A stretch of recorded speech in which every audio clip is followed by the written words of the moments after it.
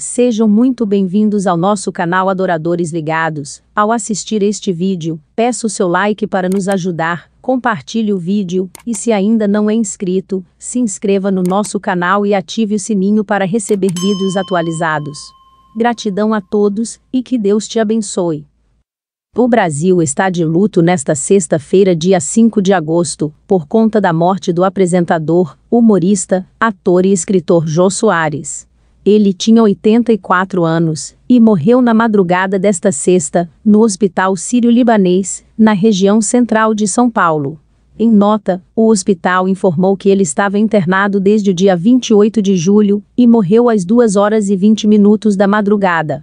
Apresentador do programa do Jô, exibido na TV Globo de 2000 a 2016, Jô Soares teve humor como marca registrada, tendo entrevistado inúmeros artistas, celebridades, atletas e até líderes religiosos, entre eles o teólogo adventista e especialista em arqueologia, Rodrigo Silva, e também com o missionário R.R. Soares. A entrevista com Rodrigo Silva aconteceu em 2015. Na ocasião, Jô Soares, que era católico, sendo devoto de Santa Rita de Cássia, mostrou jarros da época de Jesus Cristo, acompanhado de explicações precisas do especialista, que comprovaram o contexto histórico no qual Jesus estava inserido.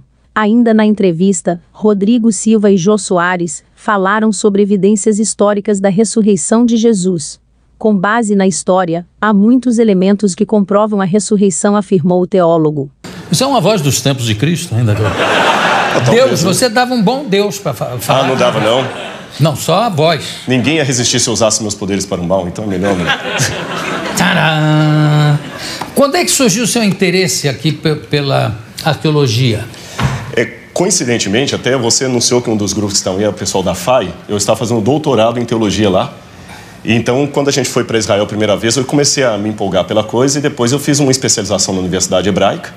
Fiz o curso ali, depois que eu terminei o doutorado, eu fiz um pós-doutorado em arqueologia bíblica pela Andrews e gostei da área. Eu fiz as escavações em Israel, na Jordânia, no Sudão e agora, recentemente, encantado aí, eu fui para a USP e estou terminando meu segundo doutorado em arqueologia clássica lá. É uma área fascinante, viu?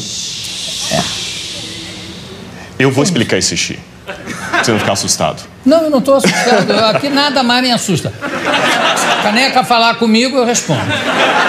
Esse show é o seguinte, tem alguns alunos aqui do NASP, lá de onde eu dou aula, e tem essa malícia que eles falam que gostaram. Shhh, então faça um shhh pro Jô. É isso aí, viu? Então fica assustado.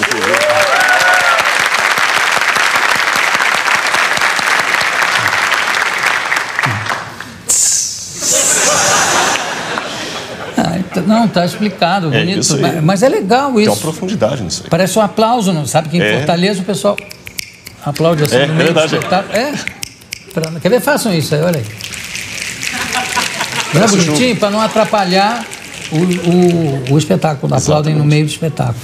Mas, então, escavando a verdade. Mas você trouxe uma série de objetos aqui que datam dessa época? Alguns até, assim, a maioria do tempo de Cristo. São os 2 ou 3 que são mais antigos. Apenas esclarecendo, Jô, essas peças, porque quem está assistindo, não é uma questão de colocar uma picareta e ir até Tel Aviv e fazer buraco e trazer.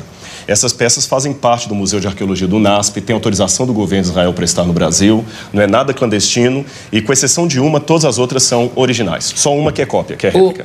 Alex, faz um favor, vem aqui atrás e vai passando para mim, para eu ir falando. Cuidado para não quebrar esse troço. Tudo bem. Aqui, por exemplo, essa está até com isso é o numeral que a gente tem lá exatamente do museu. Eu pensei que era preço. Isso aqui de que época é? Isso aqui é do tempo de Cristo e faz parte com esse aqui. Por quê? Vou colocar junto com a sua canequinha. Não, pode botar. Posso botar aqui? Seguro. Tá. Pronto. Isso aqui é caneca para servir vinho. Então, quando o pessoal falou da Santa Ceia de Cristo, você colocava o vinho aqui e bebia aqui. O curioso é que as pessoas bebiam no mesmo copo. Era uma questão de confraternização. E comiam também no mesmo prato. Não tinha um para cada um? Não tinha um para cada um. Aliás, eu passei uma situação no Sudão, quando eu estava com os beduínos ali.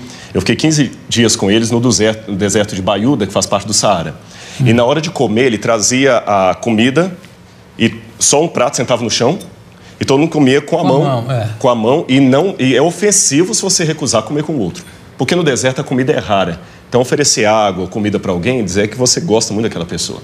Puxa, eu acho graça a isso, que tem muitas civilizações, muitas tribos, etc., onde é ofensivo qualquer coisa que você fala que não quer, né? Exatamente. É porque não, come aqui esse vômito. Não, obrigado. Então você não... É verdade. Você realmente é contra a nossa cultura. Exatamente. Você não está comendo um vômito tão bem lambido? Já sei, tá achando velho. Vou fazer um para você agora. Eu fiquei até preocupado com o que tem aqui dentro, viu, depois dessa. Não, fica tranquilo. Agora é engraçado porque como é que se chama isso aqui? Isso é como se fosse uma ânfora. Uma né? ânfora. Uma ânfora, né? para colocar vinho. O cara, quando pega, já pensa que está bêbado, porque ela, olha só, ela não para quieta, ela fica... Interessante. Quase todas têm essa base. E sabe por quê? Eles fixavam no chão para manter conservada a bebida. Não tinha, na época, claro. Geladeira e tudo mais. Aí servia aqui. Servia aqui. E todo mundo, o anfitrião primeiro bebia e todo mundo bebia junto. Exatamente. Quer dizer, os anfitriões tomavam a baba do primeiro. A baba do primeiro. Agora, o cara queria sempre ser o primeiro. Opa, primeiro eu. Uma curiosidade que ainda tem até hoje. Quando a pessoa roubava, fazia alguma coisa, que eles cortavam a mão, porque tem uma coisa. Se alguém estiver no Oriente Médio, jamais estenda a mão esquerda para um muçulmano, por exemplo. Porque a mão esquerda é para limpar o corpo. A direita é para tocar na comida.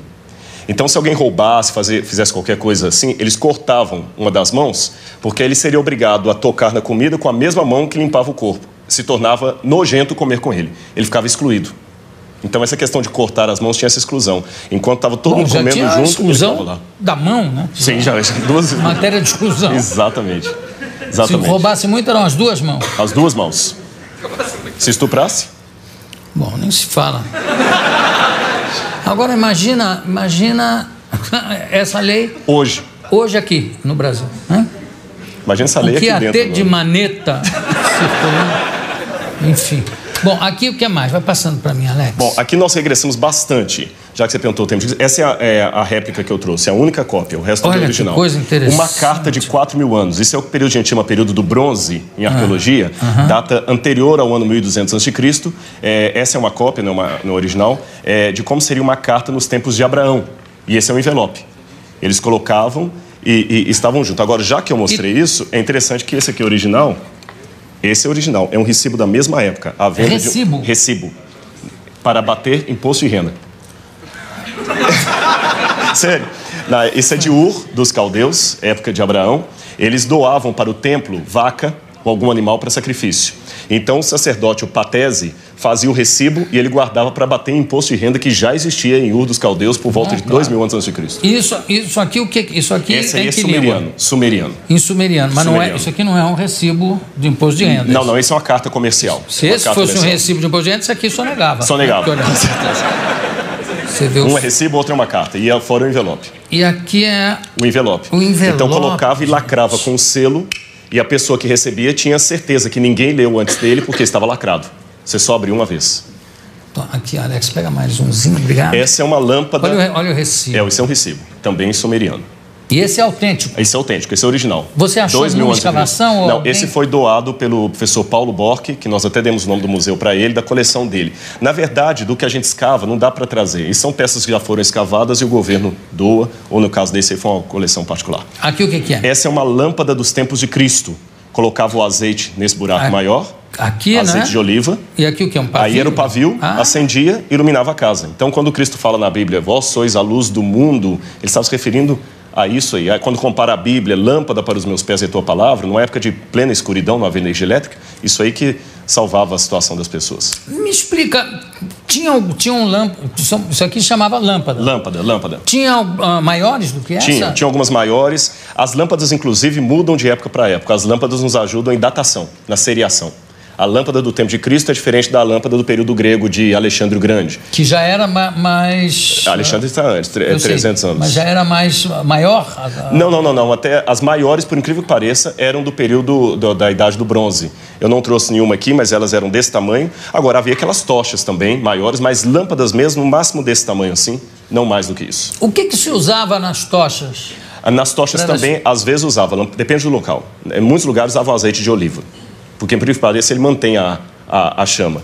Nos lugares como o Iraque, por exemplo, eles já usavam betume, e material de petróleo que era inflamável e já era usado desde a época da Babilônia Antiga para, por exemplo, fazer argamassa para tijolo ou para também manter as lâmpadas funcionando. O negócio e as tochas, eu fico muito impressionado. Quanto tempo uma tocha continuava acesa? Geralmente não era muito tempo, não, porque a tocha era mais para iluminar um caminho rápido, né? Isso era mais para uma casa. E havia uma coisa interessante: não havia muito a vida noturna que nós temos hoje. As pessoas dormiam cedo. Quem estava de noite ou eram ladrões ou eram soldados. Dificilmente você tinha um cidadão comum de noite. Ou se fosse uma festa, um part-time, isso acontecia no palácio, não havia, as tabernas eram poucas, não havia muita proibição disso. Tinha horário de verão na época, não? Não, o horário de verão foi inventado por Abraham Lincoln, né? Não, desculpa, Benjamin Franklin. Benjamin Franklin. Você falou o negócio do horário noturno, o que obrigava um pouco as pessoas a serem mais diurnas é exatamente o negócio da iluminação. Exatamente, né? Era muito perigoso. No Saara eu senti isso. E também não apagou a luz, escurece, não tem nada a fazer. Você não vê nada, porque aqui por mais que apague a luz, que teve um blackout num bairro, mas as outras casas são iluminadas. Você vê um pouco e tudo. Ali não, só se houvesse uma lua cheia. Fora isso, não se via nada. E o céu 5 vezes mais estrelado foi a oportunidade que eu vi lá no Saara. Quer dizer, quem tivesse um horário destrambelhado, como eu, que dorme tarde e acorda tarde, ia ter que ficar lendo a luz de candeeiro. De candeeiro, de lâmpada. De lâmpada. Vamos lá, aliás, também aproveitando você aqui, já pulando de época, na Idade Média usavam muitos arqueiros famosos, arqueiros ingleses que usavam o arco longo, né? Que, com isso ganharam todas as grandes batalhas, mesmo sendo inferiorizados em número.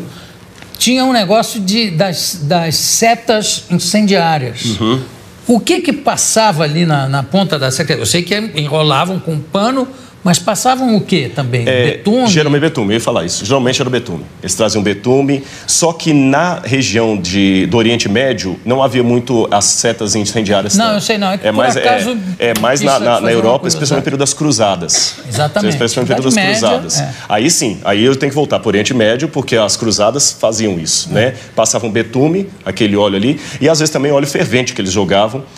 Tanto é que as cidades, as portas nunca eram assim, elas sempre faziam um L, para dificultar a entrada, por exemplo, de um ariete, alguma coisa assim. Agora, uma coisa que eu soube histórica é que o famoso Ricardo Coração de Leão, né, foi rei da Inglaterra, líder de uma das cruzadas, líder dos cavaleiros ingleses, era gay, tinha caso com o rei da França, com o Filipe. Foram para as cruzadas para ficar namorando lá em paz, porque... Mas eu posso ele era terrível. Mas eu posso falar um comentário que um amigo meu que mora em Londres falou? Não. Ele falou que quando ele chegou em Londres, ser gay era uma coisa não aceita. Depois passou a ser compreendido, respeitado. Ele falou, vou embora antes que se torne obrigatório. Parece assim, eu respeito os homossexuais, é claro, mas parece que hoje todo mundo que é inteligente tem que ser gay, né? Então, tem alguns autores... Eu tô fora de época, então. Vai ver que eu sou burro. Deixa eu te falar. Não, eu fiquei impressionado com o negócio do Ricardo Coração de Leão. Não é pelo negócio dele ser gay, é de ir para fazer as cruzadas para poder namorar em paz com o rei Filipe. Brigaram, o Filipe voltou e ele ficou... E havia uma crueldade na época que ele chegou a incendiar uma mesquita cheia de gente para matar, queimou uma multidão dentro de uma mesquita, e para ele tudo bem, aquilo não contava porque eles eram infiéis. Infiéis, na verdade, eles atribuíam. Os infiéis, os muçulmanos que atribuíam o título de infiéis aos cristãos. Exato. Mas, enfim, eles não consideravam nem que eles tinham... O Papa permitia, né? Sim, nossa, se você visitar... Você com certeza visitou os museus da Inquisição da Idade Média, são coisas terríveis. O que é isso aqui? Isso aqui é um espelho. Nossa! Olha como está nítido. Na verdade... Espelho meu... Essa parte esverdeada é porque o bronze, com o tempo, ele adquire essa cor esverdeada pelo característica da velhice, né? Só que o espelho, na época, ele era um bronze polido. E curioso que a Bíblia, quando Paulo fala assim, em Coríntios 13, aquela passagem bonita, o amor é a maior das virtudes, ainda que eu tivesse o dom de falar o idioma dos anjos, de todos os homens, se não tiver amor, nada servirá. E no final ele fala, hoje contemplamos a Deus por um espelho, obscuramente, mas então o conheceremos como eu sou conhecido. Quando a gente lê a Bíblia, se eu contemplo a Deus por um espelho, o espelho é nítido. Na época não, era um latão, um bronze, então você via um rosto mas não muito claro. Então, por isso que ele compara. Hoje, a visão que nós temos de Deus é uma visão distorcida. Essa era a ideia do espelho. Então, quando a gente pega no passado aquela questão da ninfa, que se apaixonou lá pelo... fugiu o Narciso, que ele se contemplava na água para ter o seu reflexo melhor, porque o espelho não era o suficiente, é por causa dessa realidade. Embora, no primeiro século a.C., você já tenha a primeira invenção do vidro, mas espelho mesmo é do período bizantino em diante, até por volta do século VII, VIII, ainda é latão ainda que usava. Sempre latão? Sempre latão. Alex, vai passando. Esses aí têm um significado... famosos cravos. Pregos romanos. Inclusive, alguns usados em crucifixão. Mas está lavado e tudo, né? Sim, sim. Aliás, uma coisa curiosa dos judeus, é difícil nós acharmos pregos de crucifixão. Só houve um crucificado até hoje que a ossada dele foi encontrada. O judeu guardava o sábado e na Mishnah dizia que apenas 3 coisas o judeu podia carregar no bolso de sábado, nem dinheiro poderia. A Mishnah é uma tradição judaica posterior à destruição do templo no ano 70. Então, as 3 coisas que ele podia carregar por superstição. Um ovo de gafanhoto. Gafanhoto? Ovo de gafanhoto. Ovo de gafanhoto. Um ovinho de gafanhoto ou um dente, segundo uma versão da Mishnah, de raposa, ou então, segundo o outro, de burro. E a terceira coisa que ele poderia carregar no bolso seria um prego que crucificou alguém. Agora, a crucificação ou crucifixão era utilizada só para castigos políticos, né? Tinha que envolver política. Não, nem sempre. Também ladrões. Ladrões eram condenados à morte por crucifixão. Tudo bem, mas ladrões que agiam contra os romanos. Tinha sempre um envolvimento político no sentido de que eram ladrões que agiam contra o Império Romano. Na verdade, a crucifixão foi aperfeiçoada pelos romanos, mas não inventada por eles, né? Os cartaginenses já usavam. Antes deles, no Império Assírio, você tem um empalamento. Na verdade, no período de Cristo, era mais difícil dizer que cultura não crucificava. Os judeus eram uma exceção, que eles apedrejavam. Tinha muito crucificado, né? Sim, sim.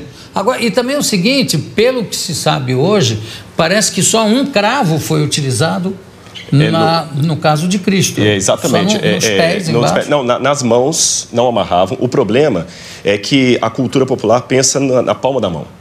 Não, e era no pulso. Né? Exatamente. Alguns estudos, o corpo rasgava. Alguns pensam que seria aqui ou no pulso, aqui onde firmava. Então, 2 cravos. E no pé, você poderia ter um cravo atravessando os 2, um de cada. A Bíblia não fala quantos eram os cravos. Essa questão de 3 cravos é mais uma questão teológica posterior da Idade Média, para significar a Trindade. Como tudo sobre a época, né? Tudo firmado ou em Paulo ou na Idade Média, né? Exatamente. História dos Santos. E também o comércio, imenso comércio que havia sobre as relíquias. Não, isso foi terrível. Frederico o Sábio, que era da Prússia lá, Frederico o Sábio, ele tinha muitas peças, e até tem um autor que chega a ironizar contando uma fala de Lutero, que Lutero, quando estava dando aula, dizia que havia tantos ossos de santos na Europa que só na Espanha você podia encontrar 15 dos 12 apóstolos. Jô Soares também entrevistou o missionário Nelson R.R. Soares. O missionário R.R. Soares também foi entrevistado pelo ícone da TV brasileira em 2001. No encontro, Jô Soares perguntou ao missionário se existia um anjo para cada tipo de enfermidade. Os dons do Espírito Santo são vários. Você não sabe quando e quais vão se manifestar pelo poder de Deus, explicou ele. Relembre agora este momento. O que é o RR, missionário? Romildo Ribeiro Soares. Romildo Ribeiro, por isso é que é o RR, porque Romildo... A primeira pergunta é o seguinte: por que missionário e não pastor? Qual é a diferença que você faz? Não, eu sou pastor e como eu sou líder da igreja, então o pessoal começou a me chamar de missionário e pegou. Aí ficou como missionário e diferencia também dos outros, quer dizer, fica como o líder da igreja, é isso? E eu soube também, aliás, para minha surpresa, que você foi cofundador da igreja do Bispo Macedo, é verdade? Deus já me usou para essa terceira igreja que me usou para fundar. Em 75, nós fundamos no Rio chamado Cruzado do Caminho Eterno, eu e o missionário Samuel Coutinho. O Macedo estava começando no ministério naquela época. Depois de 77, nós sentimos o desejo no coração de fazer um trabalho diferente. O Macedo ficou comigo. Eu até o consagrei ao ministério. Em 80, eu resolvi deixá-los no trabalho que estavam fazendo, que eu achava até um pouco agressiva, a maneira deles trabalhar, muito produtiva, e senti no coração que Deus estava me chamando para um trabalho de ensinamento. Quer dizer, você é um dissidente da... Não chega a ser dissidente, o Martinho Lutero da Igreja Não foi uma reunião normal, eu simplesmente os abençoei e ainda fiquei orando para ver o que Deus queria de mim. A minha vontade mesmo era ser um pregador tipo passarinho. Visita uma igreja hoje, outra amanhã, sem parada. Agora, você, a sua mulher é irmã do Bispo Macedo? Irmã do Macedo. E como é que fica isso? Como é que fica essa divisão? Nós nos damos bem, a família se dá bem. É? Quase nós nos encontramos, né? Deve ter uns 3 anos que eu não o vejo. Mas, agora, eu vejo você na televisão muito alegre, eu estou vendo você hoje um pouco triste. Talvez aqui a emoção de estar no programa. Ah, imagina. Como é que vai ter emoção de estar comigo se você está com Deus garoto, toda semana? Rapazinho, eu já costumava ver o Jô. É mesmo? Quando você chegava no...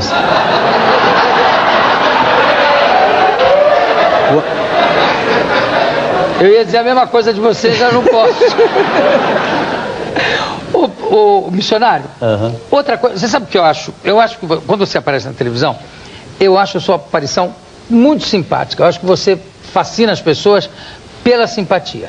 E, sobretudo, quando você coloca as suas dificuldades. No final, eu às vezes fico esperando, e eu tenho uma amiga que diz assim, eu me identifico muito com ele, na hora que ele começa a falar que tem que ajudar a pagar aquelas contas. Teve um dia, então, que eu achei sensacional, que você falou assim, gente, ó, essa sexta-feira, com as coisas que estão vencendo aí, só com milagre. Sem milagre não vai dar para pagar tudo. Devia ser o dia 30 do mês, João. Aí é brabo? É brabo, porque tem as televisões para pagar, o horário.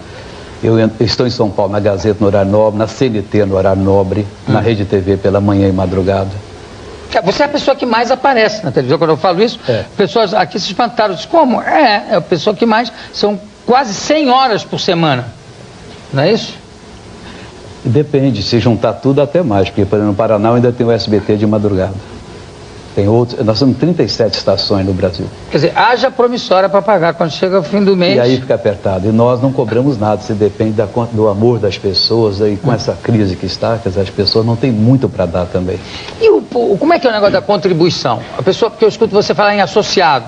O associado é uma pessoa que faz um voto de ajudar todos os meses com pelo menos R$30. E o que é? É um boleto que ele paga? Ele vai ao banco e deposita. E eu vi também uma cena que você abençoa esses boletos, você levanta os boletos... Quando a pessoa se inscreve, eu tenho o prazer de inscrevê-la com a minha oração. Eu peço que ela fique de pé, segurando o boleto e peço a bênção para ela. Para a pessoa? Para a pessoa. Você, quando fala... E também outra coisa que me impressionou muito, é que... ou eu não entendi direito, aí você vai me explicar. Há um anjo para cada tipo de cura? Que você, tem uma hora que você diz assim, chegou o anjo do caroço, vamos curar caroço. Vamos dar um tapa no diabo, gente. Vamos, né? O senhor... Um tapa não, tabefe, como é que é? Uma coça no diabo, enfim. O Senhor Deus me ensinou, João, a ministrar. Antigamente eu orava e esperava que acontecessem os milagres na hora. Acontecia 2, 3, bom, não sei porquê. E um dia, como se ele falasse comigo, você não crê em mim? Você não pediu? Espera, aí eu fico ministrando, canto um hino, não, você pode procurar. As pessoas ficam um pouco tímidas na hora, como talvez eu esteja aqui com você. Você está muito tímido. Eu estou impressionado. Eu vou falar com a sua mulher, vou me queixar com ela. O que está vendo com esse homem aqui? Hein? É timidez. Pois é. Imagina. Aí eles ficam... Vamos dar um tapa nessa timidez. Isso também. É certo. Eu sou já de temperamento tímido, né? Aí elas ficam um pouquinho tímidas e eu vou então provocando. Eu vou provocando, até que os milagres começam a acontecer. Em Curitiba eu fiz 3 reuniões, a última vez que eu estive, Jesus curou 408 pessoas com caroço. Eu fiquei impressionado. 408. Caroço é a coisa que você mais gosta de curar, né? Não. Pelo que eu vejo lá... Depende, João. Os dons do Espírito Santo de cura são vários. E você não sabe como é que eles vão se manifestar, o poder de Deus. Há casos que é surdez. Teve um dia que na São João nós tivemos 21 surdos curados. Então para que tem a moça traduzindo já ali? Já tem alguns que ela traduz lá que já estão curados. Nós já temos algum deles curados. É? Já temos. Funcionário, eu fico impressionado porque você briga com o anjo, que é uma loucura, eu digo. Não o anjo vai empurrar ele lá de cima. O senhor está preguiçoso hoje, gente. Só 3 caroços, quero mais caroço. E quando não é caroço, você também briga. Não, isso não é caroço. Isso aí não é caroço, não. É caroço ou não é? Não é. Então não serve. Você briga com o anjo. Aquilo é uma direção, não é que eu brigo com o anjo, é uma direção que você sente de Deus para provocar. O anjo. Não, provocar as pessoas. Porque tudo que você recebe, tudo que você recebe de Deus, você recebe pela fé. Você não tem outra maneira de receber. Então, na hora exata ali, é muito importante que a pessoa esteja ligada. Eu peço para as pessoas de ligar o celular, não conversarem, porque atrapalha uma pessoa. A pessoa está orando, às vezes uma do lado fala outra coisa. E naquele momento acontecem coisas impressionantes. Eu estava uma vez em Mogi Guaçu, eu estava interpretando para um pregador americano, um rapaz novo, chamado Tommy Odell. E Jesus curou uma senhora com um mioma de 3,8 kg. Era uma senhora alta, ela chegou como se fosse grado, aquele vestidão, era muito assim, extrovertida, e começou a brincar. Agora eu parecia uma palhaça, como é que eu vou para a rua? Ficou magrinha na hora. Então coisas importantes acontecem naquele momento. E outra coisa também, é diferente o anjo que cura caroço do anjo que cura vista nublada? Eu nunca vi o anjo do Senhor. Eu sei que o poder de Deus chega. Eu creio que são anjos especiais que fazem obras especiais. E uma coisa que eu notei também, que eu fico muito impressionado, é que tem muita dor, que é o seguinte, que eu não sei se a pessoa não sabe localizar, que é o seguinte: estou sentindo uma dor que responde aqui, responde aqui atrás, e a outra responde aqui, e a outra pergunta por aqui, vai andando a dor, que também é uma dor que some. Isso não é uma coisa da sugestão apenas? Até pode ser alguns casos, João. Mas eu estava até conversando com um médico uma vez, missionário, muitas dessas dores pode ser sugestão. Eu falei, doutor, mas não são curadas as pessoas? Então nós estamos curando, as pessoas estão sendo curadas. Gratidão por ter assistido o vídeo até aqui. Deixe seu like para nos ajudar, compartilhe o vídeo, se inscreva no nosso canal e ative o sininho para receber vídeos novos do nosso canal. Deus abençoe a todos.